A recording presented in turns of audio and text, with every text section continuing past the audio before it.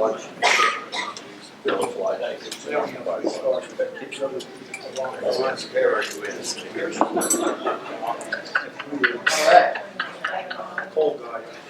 Y'all hear me okay?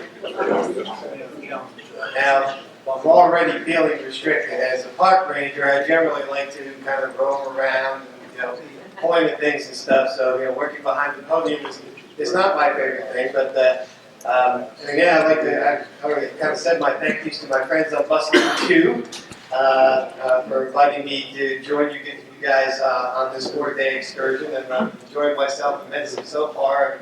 I am really looking forward to tomorrow because it's my home turf tomorrow. And we will be, in part, we'll be talking about and stopping at places to talk about all 3 battles of Murfreesboro, but with a big focus on the place that Maya Park interprets, the Battle of Stones River.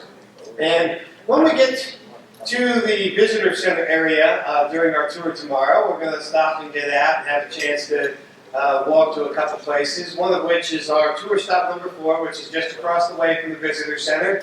There we'll see a couple of James rifle cannon with their limbers laid out behind them and the caissons behind that. We like that nice little display there. Kind of gives people a sense of at least what a section of artillery would cover during the Civil War on the battlefield. And that particular spot represents at least one of the places where one of the most intriguing units to me for the Battle of Stones River did some of their fighting on that ground. And seeing as you are the Civil War Roundtable, we're having this discussion over there. And it happened to be from Chicago.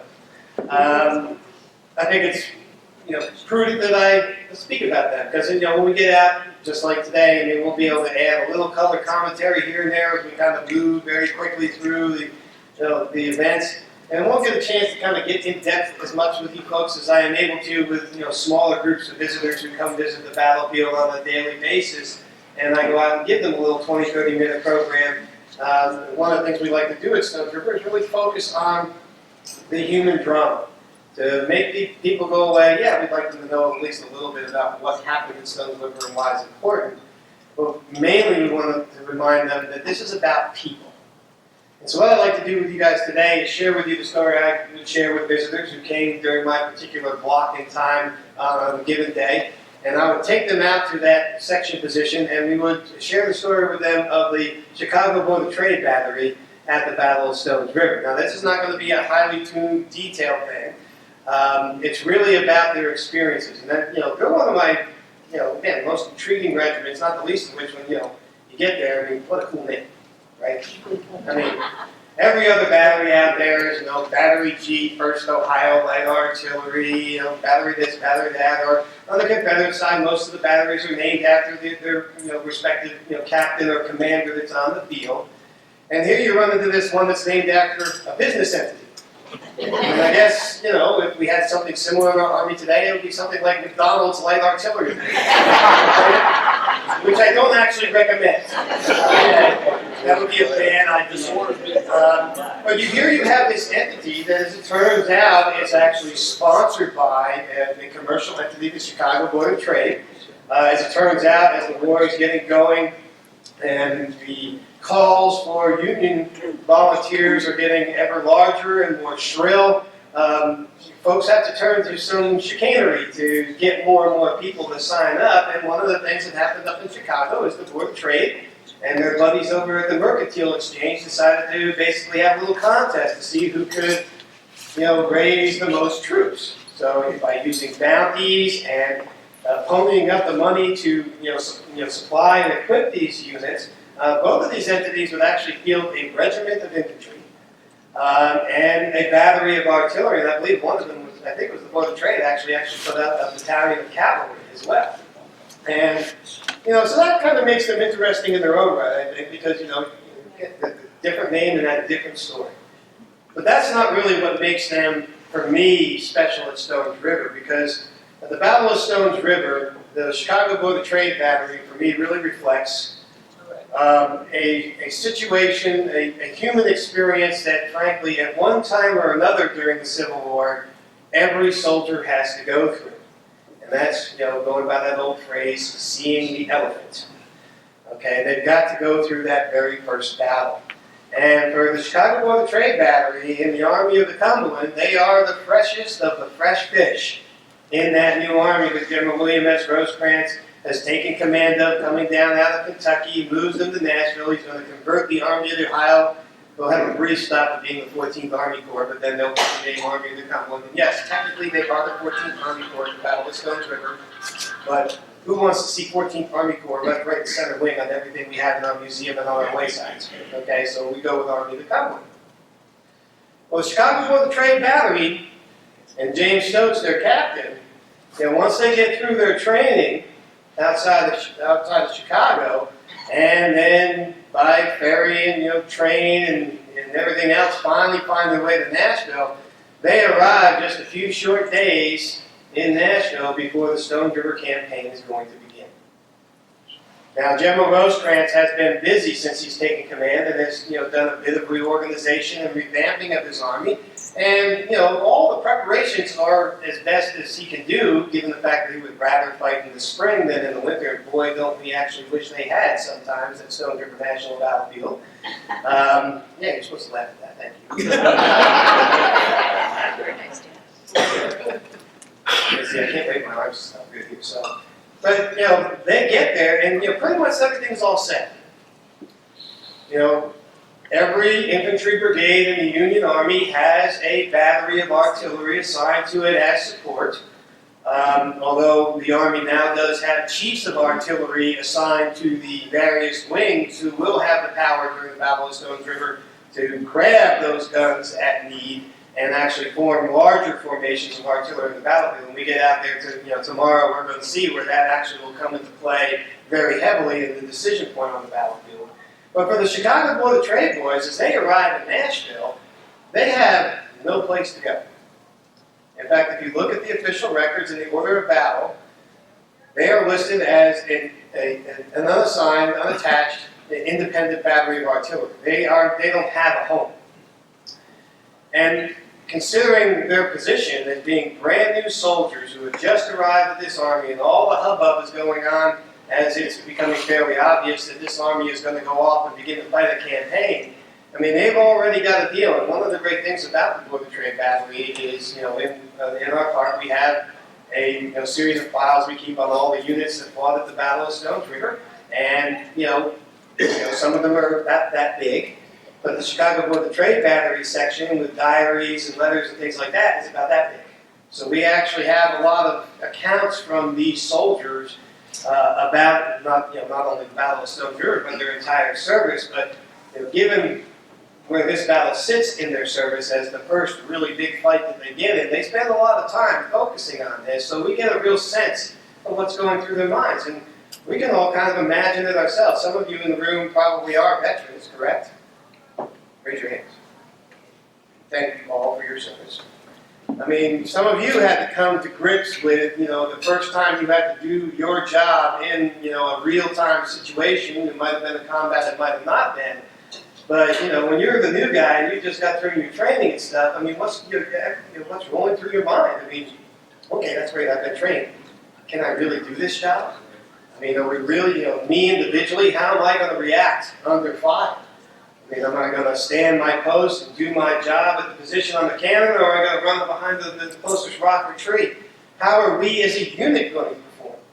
I mean, yeah, we've been together for a couple months now, drilling and playing on the cannon, buying a few blank rounds here and there, but now we're about to get into the real deal. How are we as a group going to perform? There's a lot of anxiety and uncertainty going on here.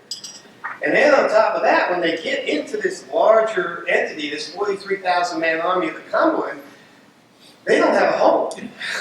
So nobody's really sort of telling them what to do, where to go. They don't really know what their assignment, even in the most general terms, is going to be.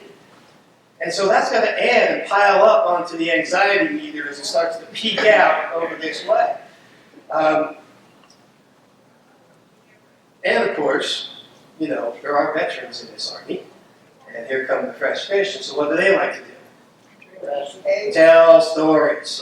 Sadly, most of them are probably not overly exaggerated given some of the things these boys have been through already. But they're going to tell them about what they're about to face as we move out and head from Nashville on towards Murfreesboro, just to keep that meter up a little bit higher, because it wasn't far enough in the red already. Then they start marching out of Nashville on down towards Murfreesboro, and we're going to go on part of the route of the Union Army that they took coming out of Nashville that way tomorrow.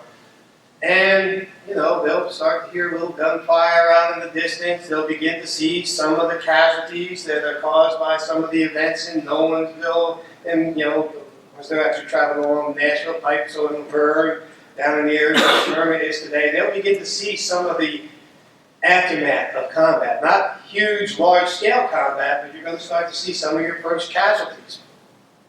And that's going to ramp things up, too, because now, all of a sudden, it's becoming real. It's, you know, you can sit in Nashville and think about what if, what's going to, all that kind of stuff, but now all of a sudden you're realizing that, you know, fire is that way, and that's the way we're headed towards Murfreesboro. So it's becoming more and more real every second. And their anxiety is even building still. So they find themselves at the opening of the battle on December 31st, 1862, as an independent, unassigned battery, nowhere in the line. They're just kind of sitting between the Nashville Pike and the Nashville-Chattanooga Railroad, watching as officers and men and material move back and forth along the pike. The Army is strung out in its 3-mile-long line from the Stones River on down to the south, and we'll be stopping down at that south end of the battlefield to kind of pick up the opening. And then at 6 o'clock in the morning or so, the Confederates slam into that right wing, about 3 miles to the south. And they'll hear that gunfire. And this is a whole different kind of gunfire than they heard on the way on down. This isn't, you know, a couple hundred or maybe even 1,000+ men going at it for a bridge over Stewart's Creek. This is the real deal. This is tens of thousands of muskets and cannons going on. And it's loud at the start, and it starts getting louder and louder and closer and closer. And still, you know, and then the, you know, the officers and what who are kind of riding up and down the road are kind of riding a little bit faster. You know, troops are moving hither and yon, heading into the woods. Then others will emerge. Those remnants of the right wing of the Union Army that are shattered. Some of those men are actually emerging from the woods, and they're shouting at the top of their lungs, all is lost. You know, they're ready to head straight up to the Ohio River. And there they still sit. Nobody is telling them what to do. Put yourself in that position. How would you feel? I mean, this has got to be the most, you know, it's kind of like me before we started this tour. I mean, I didn't sleep a wink last night. I just said, please, God, let it start. And then when it did, it was great. I had a great time today, but I was, oh man, it was awful, and I wasn't even going to get shot. Well, I didn't know that for sure. Well, I was pretty sure that I wasn't going to get shot at. Sorry. Well, finally, an officer will ride up to them and order Captain Stokes to have the battery move across the Nashville Pike and into the position where the guns are today that we're going to go visit tomorrow. And they have been assigned to support the Pioneer Brigade. Now, this is kind of an interesting situation, and this really shows you where ignorance is truly bliss. Okay, you know, we're glad enough to finally have something to do, and, you know, because that will begin to take your mind off of all these other troubles that you may have. I mean, you got to, you know, get everything limbered up. You got to get across the road, unlimber. Then the command's going to come to load, and so you start to do the things you were trained to do, and training will start to take over a little bit. They hope, and you know, get these things ready to go. What they don't know is they are part of probably one of the biggest gambles that General Rosecrans will make on this battlefield, because things have been going so badly for his army that he needs every available man that he's got left to form the new line of defense along the Nashville Pike, and that includes his pioneers. Also a relatively new unit, made up of a mixture of men, some with a lot of experience, some with not so much, but he had started this unit as he was reorganizing the army by having 2 men from every company in the Army with some skill that could be molded into military engineering to become part of 3 battalions. One would be assigned to each wing of the Army or Corps that would perform engineering work for the Army while it was on campaign. You know, improving floors, fixing bridges, things like that. They actually cut a whole road right through the cedar woods that makes up the main impediment to the armies on the battlefield. But he had couched the initial idea of this pioneer brigade by telling his subordinates that, yeah, we would take these guys to be pioneers, but then when the battle starts, they're going to put down their shovels and their axes, they're going to pick up their guns and go back to their units, spread out across 3 miles on the Stones River battlefield. Yeah, that's going to work. Now, these guys had only been together for a little time. They had spent most of that time working on taking the skills they had from civilian life and sort of learning and perfecting them into how to do things for the army. And so they haven't been doing much drilling together. And you got a couple of guys from each regiment or unit that sort of know each other, but in each battalion, most of the men don't know the other men. They have not drilled together as a cohesive unit on the battlefield in the battle line, and their officers are mostly engineers. And they're going to be attached to the one unit on the battlefield that has yet to fire a shot in anger, the Chicago Board of Trade Battery. Oh, and they're going to face Ecker's Texas Brigade when they come flying out of the woods towards the Nashville Pike, which is one of the more experienced, hard-bitten, ready-to-go units in the Confederate Army. Now, if I were to ask you all the late odds on what happens next, what would you say? Yeah, this is not looking good, but thank God the Chicago Board of Trade guys didn't know all of what I told you about the pioneers. They had peed their pants right away.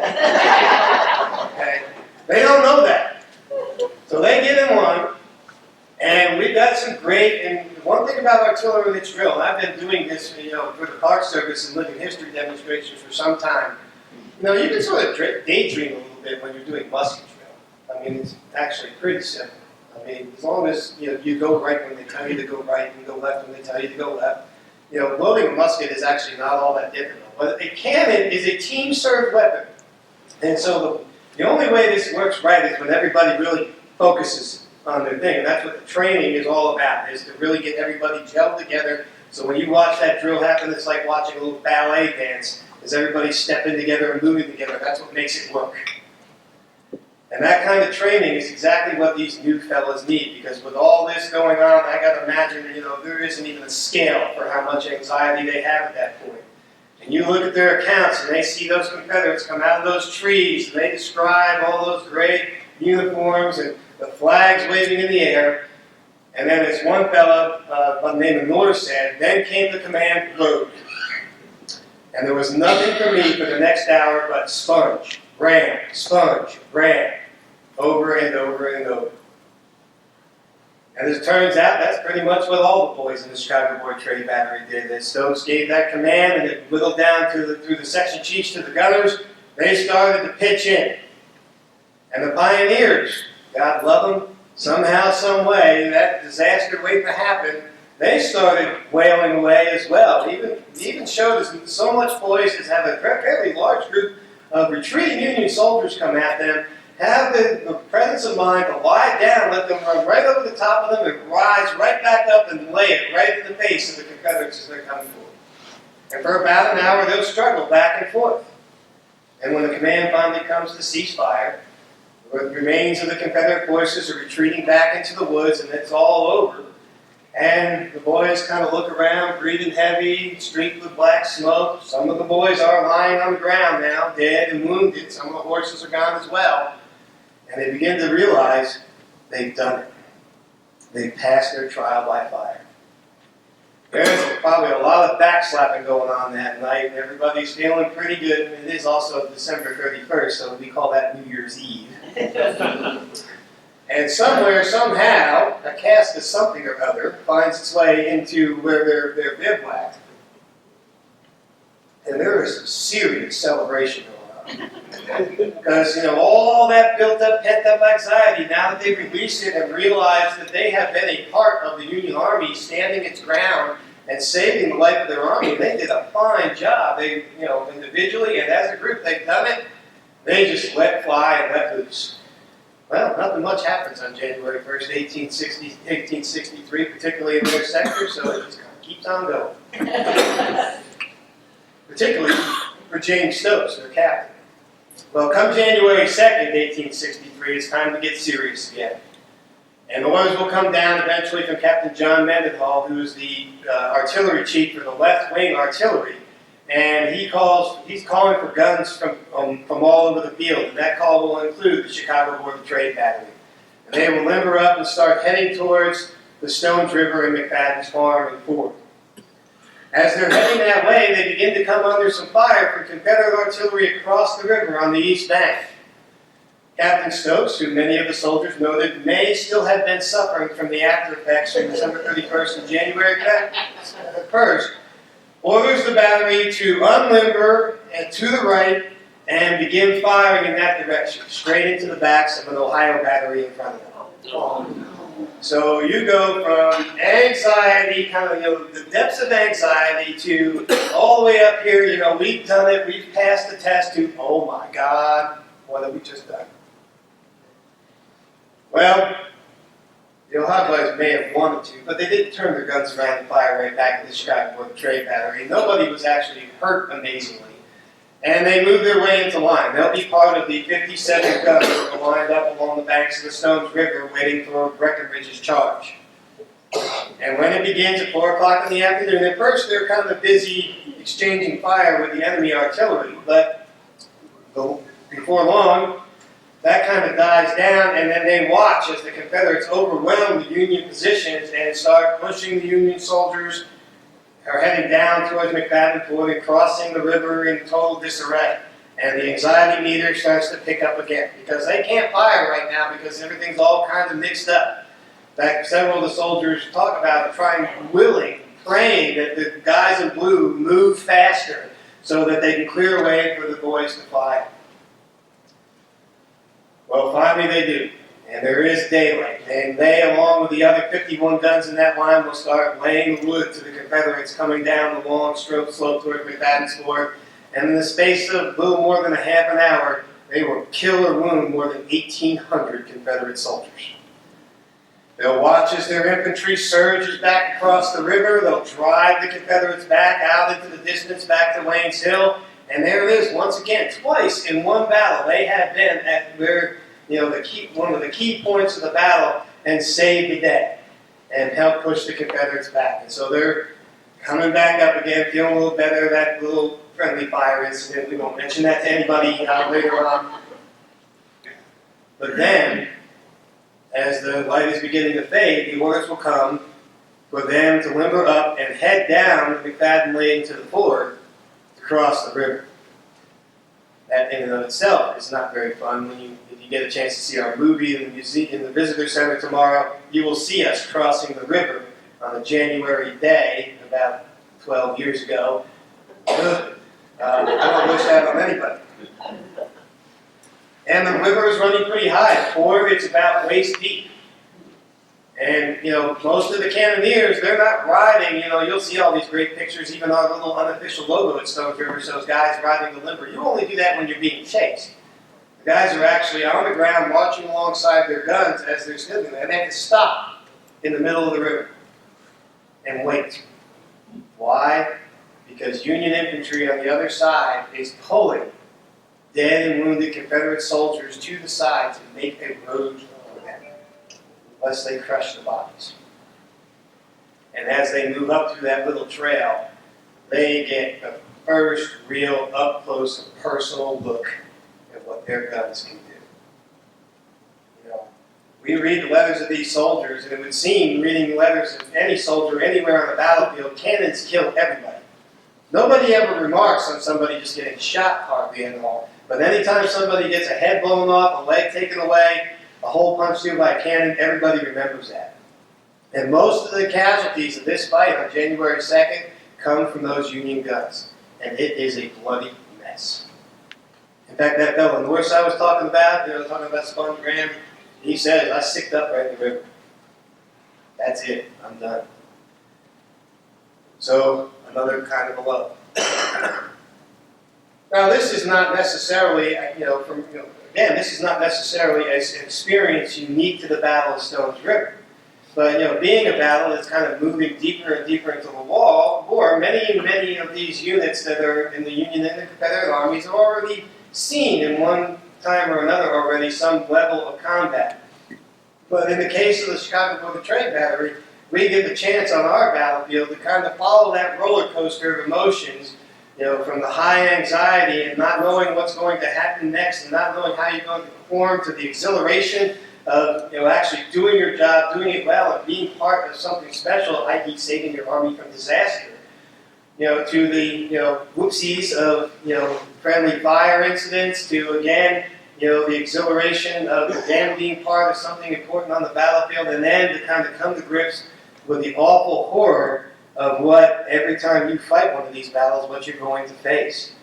And we get to see that fresh in the minds and the experiences of the men of the Chicago Board of Trade Battery. And I think for, you know, most of us and most of the folks that come to Stone River National Battlefield who have not had, thankfully, an experience in combat, that is a way for us, you know, to bring people, you know, much closer to what they might experience if they found themselves in that terrible 3 days outside of Murfreesboro in 1862 and 1863, and really creates a very human experience for folks on the battlefield. So since I probably figured I wouldn't have this much time to share that story with you out on the field tomorrow, I thank you for giving me the time to share it with you.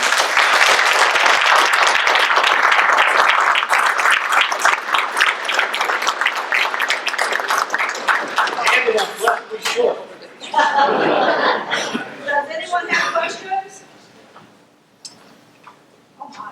I'm tired of that.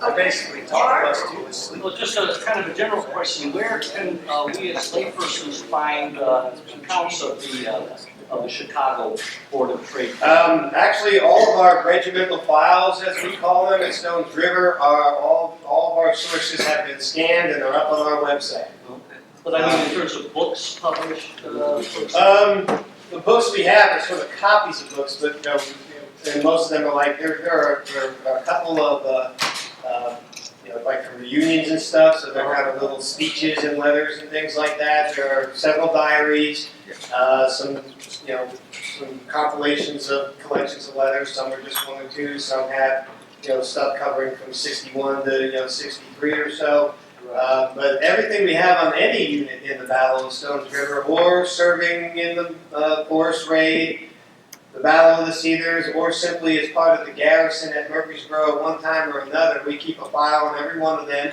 If they were in an actual battle, like Stones River, we start basically with a copy of every official record report that mentions them, highlighted, and with their names, you can kind of find them a little bit easier. And then, you know, depending on Confederate or Union, we'll have either the regimental history from Dyer's Compendium or Recruits, you know, units of the Confederate States Armies.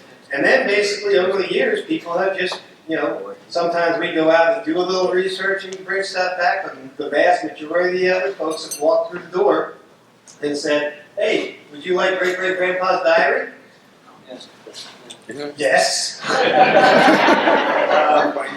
Although I do have to say, I apologize for some of them. In the early days when we started taking these things, somebody, and I don't know why, would just copy the excerpts that had to do with the Battle of Stones River.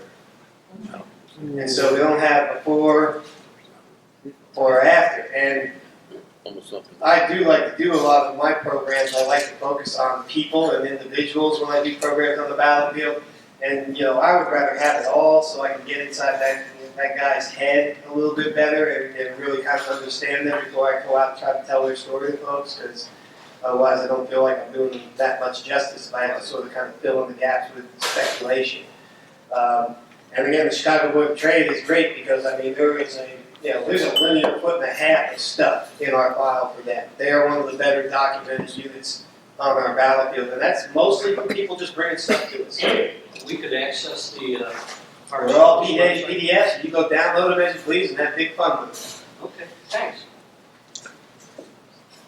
Anyone else? Well, Yes, sir. now what's the record like for the rest of the war then? Oh, they serve admirably. You can go find their monument at Chickamauga, the Chickamauga battlefield. They're over there pretty close to Wilder Tower. I mean, so they serve on with the Army of the Cumberland and beyond and do a very good job, as does their buddies in the border Mercantile exchange. I mean, those units actually to a large extent, I think did very well overall. Will they wind up back in Tennessee for Franklin and Nashville? No, they're not with the forces, they've coalesced around Thomas. The Route 14 to 14. Anyone else?